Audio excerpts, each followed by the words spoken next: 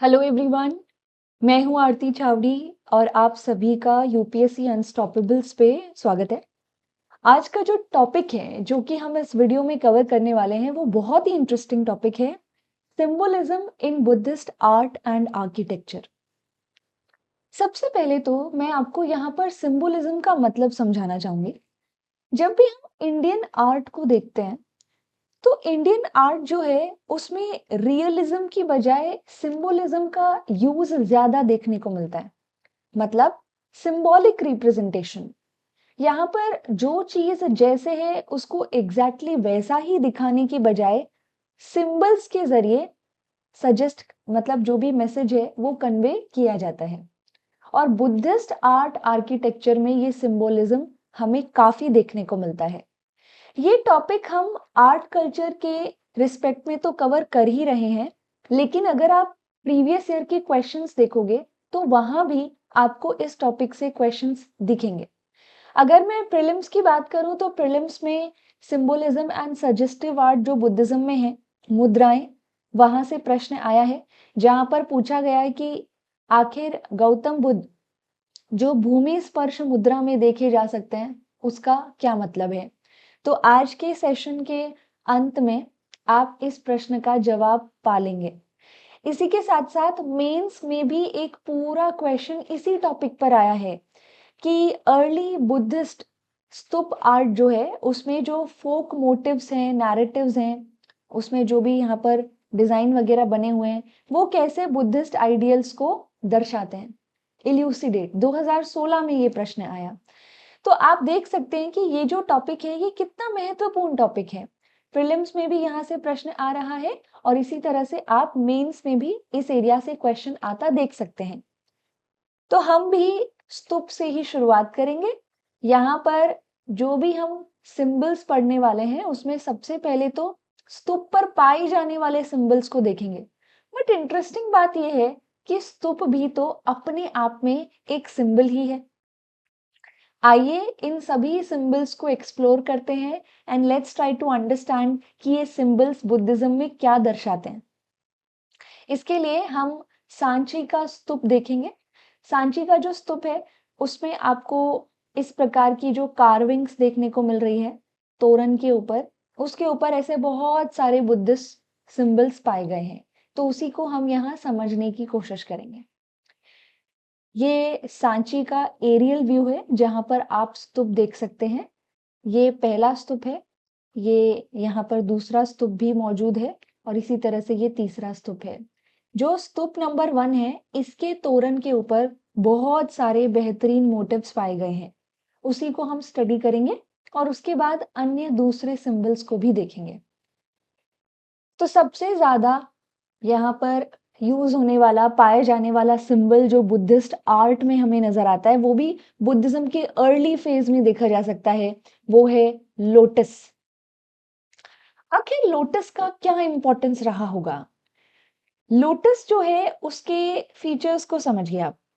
Lotus एक ऐसा flower है, एक ऐसा फूल है जो कि कीचड़ भरे तालाब में उगता हुआ आपको नजर आएगा, लेकिन खुद स्वच्छ होता है, साफ होता है।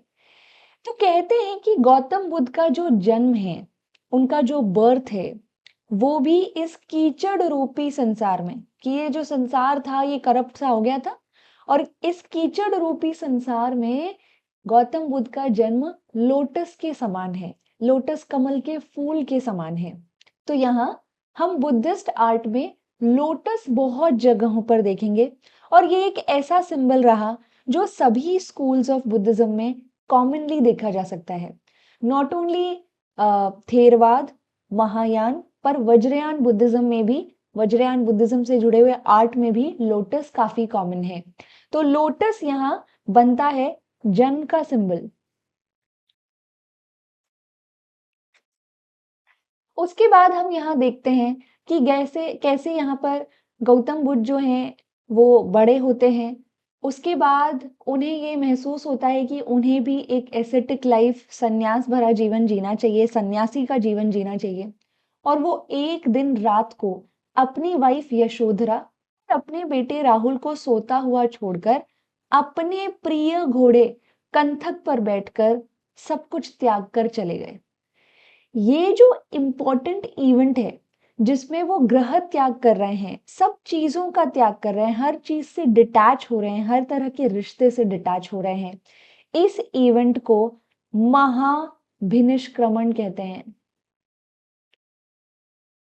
और ये जो इवेंट है इसे भी बुद्धिस्ट आर्ट में, बुद्धिस्ट आर्ट आर्किटेक्चर में हॉर्स यानी घोड़े से दर्शाया जाता है, जैसे कि आप यहाँ सांची के स्तूप पर देख सकते हैं हॉर्स। उसके बाद हम गौतम बुद्ध को अपनी जर्नी में आगे बढ़ता हुआ देखते हैं। वो अपने मन के कुछ प्रश्नों के जवाब हासिल करना चाहते थे। वो यहाँ पर जीवन के सत्य को समझना चाहते थे, जीवन के सच को जानना चाहते थे और उन्हें अपने जितने भी प्रश्न थे, जितने भी क्वेश्चंस उनके दिमाग में थे, वो उन सभी क्वेश्चंस के आंसर्स उनको मिल गए पीपल के पेड़ के नीचे बोध गया में।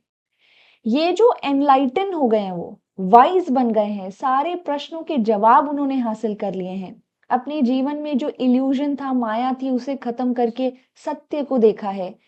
इसे हम लिबरेशन कहेंगे, इसे हम निर्वाण कहेंगे।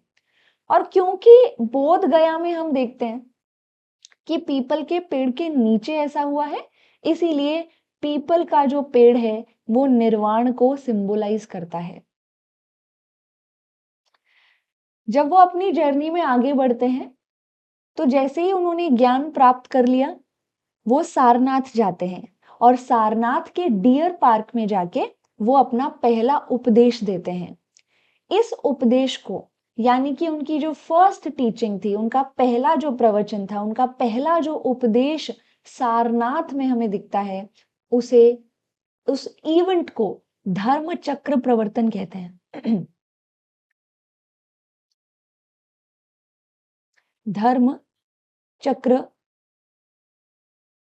प्रवर्तन।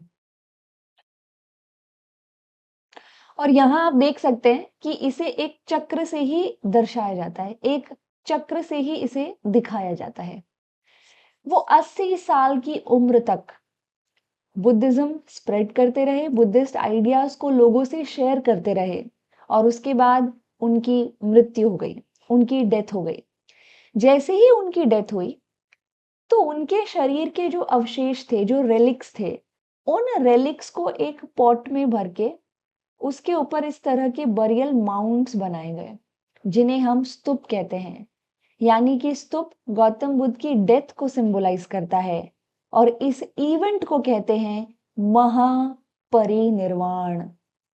अगर आप ध्यान देंगे तो महापरिनिर्वाण शब्द में भी निर्वाण है, यानी ये भी एक तरह का लिबरेशन है। लेकिन ये लिबरेशन अलग कैसे है, निर्वाण से अलग कैसे है महापरिनिर्वाण?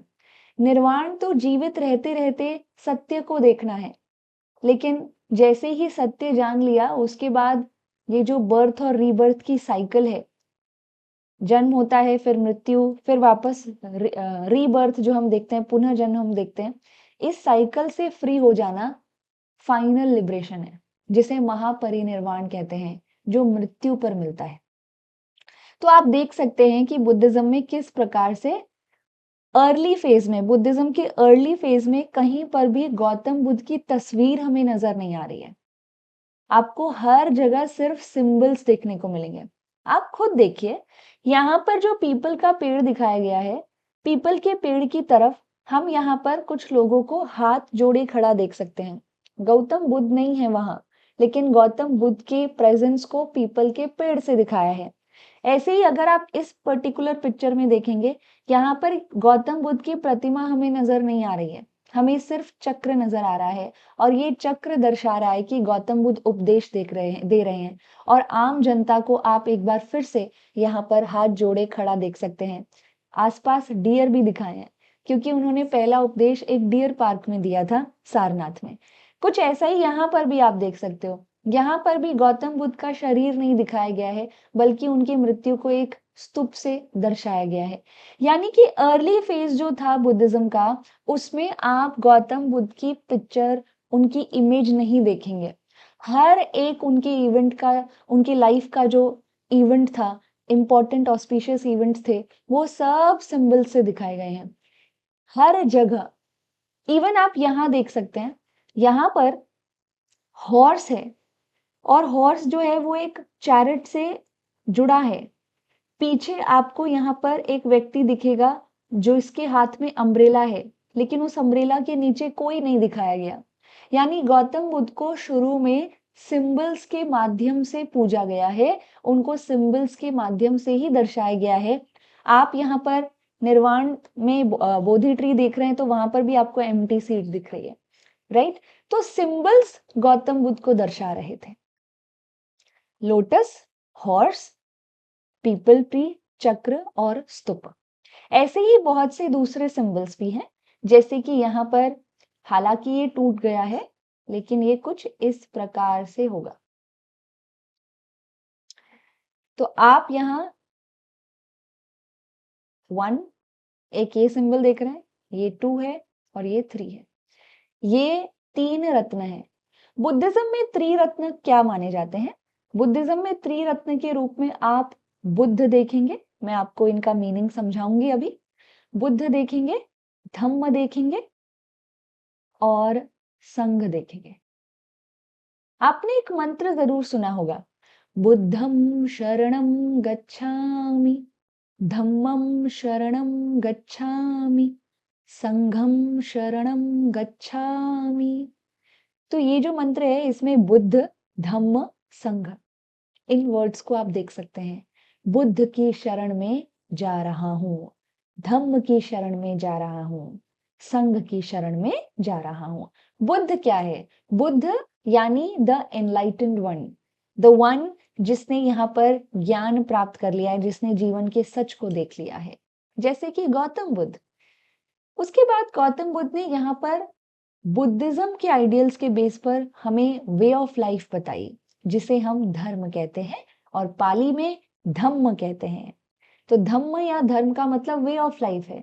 तो बुद्धिस्ट आइडियल्स के हिसाब से वे ऑफ लाइफ कैसी होनी चाहिए, वो गौतम बुद्ध ने हमें बताई अपनी टीचिंग्स के थ्रू। उसके बाद गौतम बुद्ध ने संघ, संघ मतलब एसोसिएशन स्टार्ट किए। ये जो बुद्धिस्ट संघ हुआ करते थे, इसके अंदर हर व्यक्ति बराबर था। आपको अगर संघ का हिस्सा बनना है तो आपको अपना वर्ण, जाति, सब कुछ संघ के बाहर ही छोड़कर आना पड़ेगा। तो कहीं ना कहीं बुद्धिस्ट फिलॉसफी, बुद्धिज्म जो है वो इन 3 रत्नों पर आधारित है। पूरी फिलॉसफी इन 3 रत्नों में ही समाई हुई है। और ये भी यहाँ पर कुछ इस प्रकार से बुद्धिस्ट आर्किटेक्चर में देखे जा सकते हैं। त्रिरत्न, बुद्ध, धम्म और संघ। तो ये तो अर्ली फेज का बुद्धिज्म है। लेकिन फिर क्या हुआ? फिर आप कुशांस के दौर में, कुशांस के समय में, राजा कनिष्क के समय में ऑफिशियली महायान बुद्धिज्म को 4th बुद्धिस्ट काउंसिल में आते देखते हैं। ऑफिशियली का मतलब कुछ समय पहले से ही महायान बुद्धिज्म प्रैक्टिस हो रहा था, लेकिन ऑफिशियली इसको अनाउंस किया जा रहा है। महायान बुद्धिज्म में गौतम बुद्ध को ईश्वर या भगवान मान लिया गया और उनकी मूर्तियां बनाई जाने लगी और उनकी मूर्तियों की भी पूजा होने लगी। खास बात यह है कि हम गौतम बुद्ध की मूर्तियों तक में सिंबोलिज्म देख सकते हैं, उनके मुद्राओं में, हैंड गेस्चर्स में। तो अब हम यहाँ पर उसी पार्ट पर फोकस करेंगे। यहाँ हम कुछ इंपॉर्टेंट मुद्राओं को देखेंगे। इसमें यहाँ आप गौतम बुद्ध की मूर्तियां देख सकते हैं, लेकिन अगर आप उनके हाथ पर ध्यान देंगे तो उनके हाथ पर आप यहाँ पर मुद्राएं, अलग अलग मुद्राओं में, अलग अलग हैंड गेस्चर्स में आप उन्हें देख पा रहे हैं। इसमें सबसे पहले आती है अभय मुद्रा। ये बहुत ही कॉमन मुद्रा है और ये मुद्रा पूर्ण रूप से, मतलब ऐसा नहीं है कि डेडिकेटेड मैनर में या सिर्फ और सिर्फ बुद्धिज्म में पाई जाती है। आपको यहाँ पर बहुत सारे हिंदू गॉड्स भी इस मुद्रा में दिखेंगे। अभय यानी कि डरने की आवश्यकता नहीं है। यानी जब तक आप बुद्धिस्ट आइडियाज फॉलो कर रहे हैं, गौतम बुद्ध के रास्ते पर चल रहे हैं, तो डरने की क्या आवश्यकता। अभय मुद्रा, नो नीड टू फियर। इसके बाद अगला जो आप यहाँ पे गौतम बुद्ध का स्कल्पचर देख रहे हैं, उसमें अगर आप इनके हाथ पर ध्यान देंगे तो इनका हाथ जो है उस जमीन को टच कर रहा है जिसके ऊपर वो बैठे हैं। यानी भूमि को स्पर्श करती हुई मुद्रा, भूमि स्पर्श मुद्रा। Touching of the earth. ये बहुत ही इंटरेस्टिंग मुद्रा है। इस भूमि स्पर्श मुद्रा का क्या मतलब होता है? अब याद कीजिए कि गौतम बुद्ध यहाँ पर जमीन पर बैठे हैं, पीपल के पेड़ के नीचे बैठे हैं और वो यहाँ ध्यान लगाए हुए हैं। सेल्फ इंट्रोस्पेक्शन के जरिए अपनी सवालों के जवाब ढूंढ रहे हैं वो। अब यहाँ उस समय उस समय इल्यूजन मतलब जीवन की जो माया है, वो यहाँ गौतम बुद्ध को टेम्प्ट भी तो कर रही है। बार बार उनका ध्यान भी भटक रहा है, लेकिन हर बार वो उस भटकने वाले ध्यान को फिर से एक पॉइंट पर केंद्रित कर देते हैं। तो यानी वो जो माया है, जो इल्यूजन है हमारी लाइफ की, वो बार बार यहाँ पर गौतम बुद्ध को परेशान कर रही है, लेकिन वो बार बार उसे हराकर फिर से अपने ध्यान में लग जाते हैं।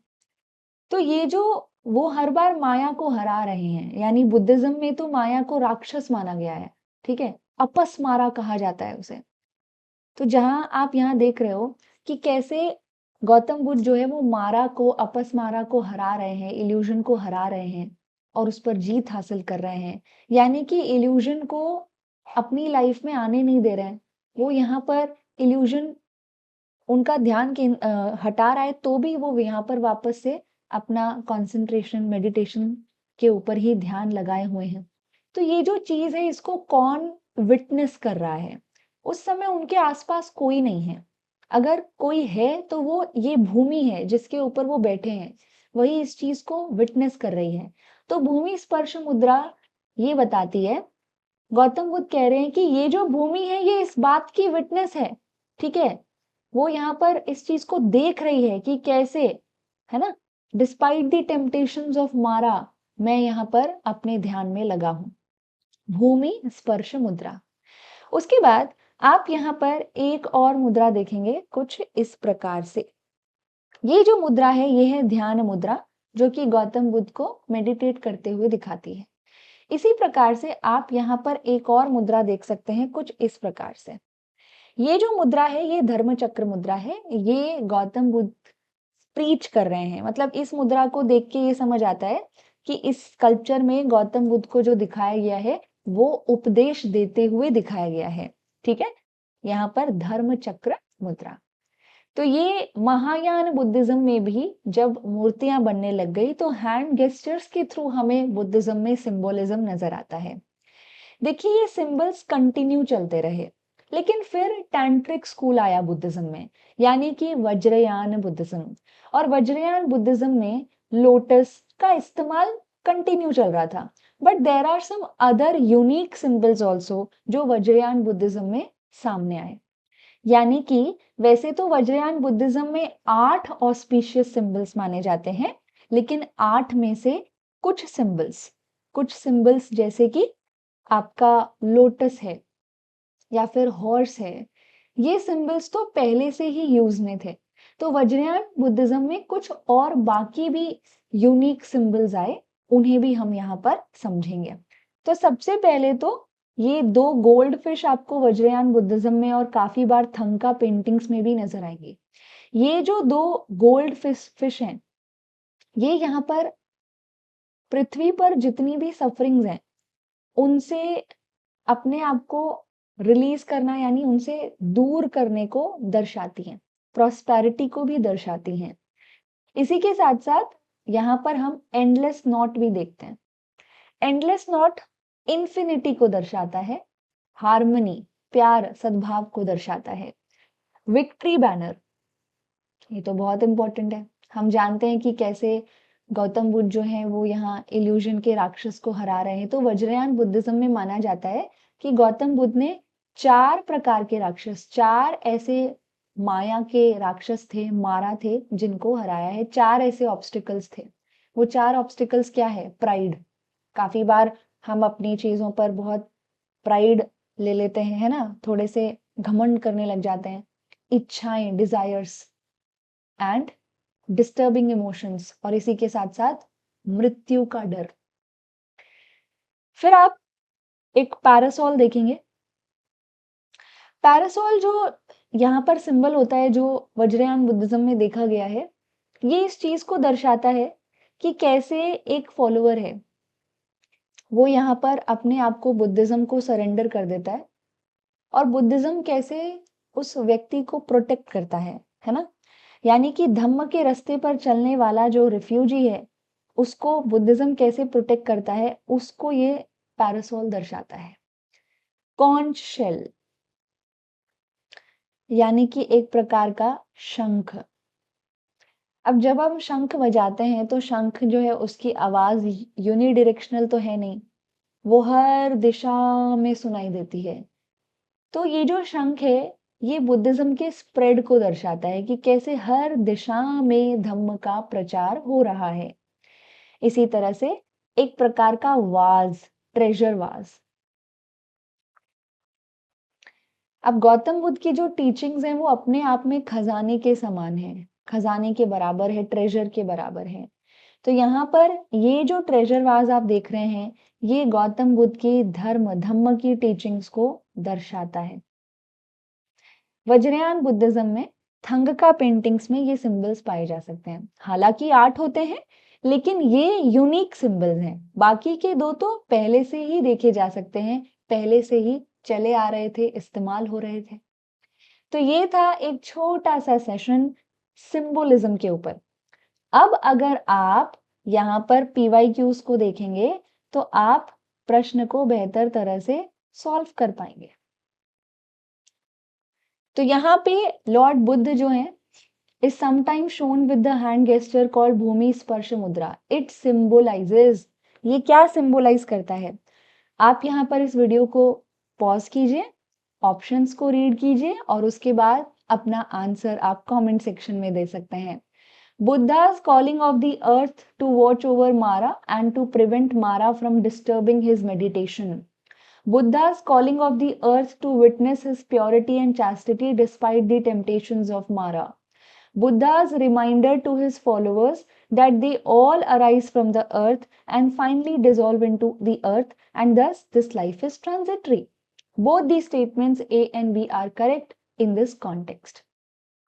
पहला ऑप्शन तो नहीं हो सकता क्योंकि इसमें तो गौतम बुद्ध बताया जा रहा है कि पृथ्वी को, अर्थ को, भूमि को कह रहे हैं कि आप है ना मारा का थोड़ा ख्याल रखिए ताकि मैं मेडिटेशन कर लूं। ऐसा नहीं है, बल्कि भूमि स्पर्श मुद्रा तो ये दर्शाती है कि गौतम बुद्ध जो है वो अर्थ को कह रहे हैं कि देखो आप विटनेस करो इस चीज को कि मैं मारा मुझे टेम्प्ट कर रही है, ये राक्षस मुझे अपनी तरफ खींच रहा है, फिर भी मैं पवित्र हूं, है ना, फिर भी मैं उस तरफ नहीं जा रहा हूं। तो इसका आंसर बी होगा। अब ये जो सेशन है इसे खत्म करने के बाद आपके पास इस क्वेश्चन का आंसर लिखने के लिए भी अच्छा कंटेंट मिल गया है। तो अब आप ये जो मेंस का PYQ है इसे आप लिखकर देखेंगे। इस वीडियो को एक बार फिर से देख सकते हैं आप, यहाँ से कुछ इंपॉर्टेंट पॉइंट्स जॉट डाउन कर सकते हैं और उसके बाद इस प्रश्न का जवाब फ्रेम कर सकते हैं। So that is it for today. लेकिन जाते जाते एक बहुत महत्वपूर्ण जानकारी, आज है 3 मार्च।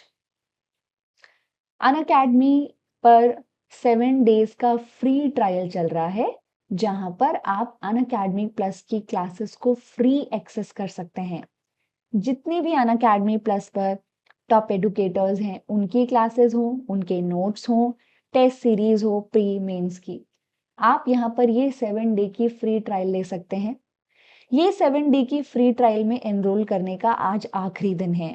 1 मार्च से 3 मार्च के बीच ये एनरोलमेंट चल रहे थे। अगर आप आज एनरोल करते हैं तो आज से अगले 7 दिनों तक आप अनअकैडमी प्लस की क्लासेस को फ्री एक्सेस कर पाएंगे। तो यहाँ उससे जुड़ी हुई डिटेल्स डिस्क्रिप्शन बॉक्स में भी दी हुई है, वहां पर रेफरल कोड पूछा जाए तो आप ARTI 1702 का यूज कर सकते हैं। That is it for today. Thank you so much. मिलते हैं अगले सेशन में।